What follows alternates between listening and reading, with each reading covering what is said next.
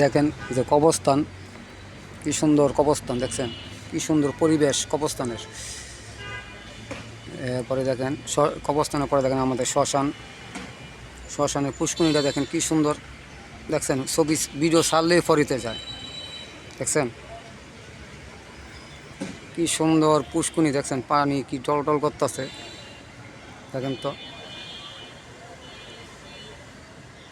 এই যে দেখেন এটা হলো কবরস্থানটা, এটা হলো আমাদের শ্মশানটা। সব চার ধর্মের জিনিস এক লগে আমাদের, কি সুন্দর পরিবেশ, ভিডিও ছাড়লে ফরিতে যায়। কয়জনে দেখাইতে পারবেন বাংলাদেশে এরকম চারটা ধর্মের জিনিস এক লগে, চার ধর্মের জিনিস এত সুন্দর পরিবেশে বাংলাদেশে কেউ দেখাইতে পারবেন? দেখাইতে পারবেন না, একমাত্র আমাদের সুন্দর পরিবেশ।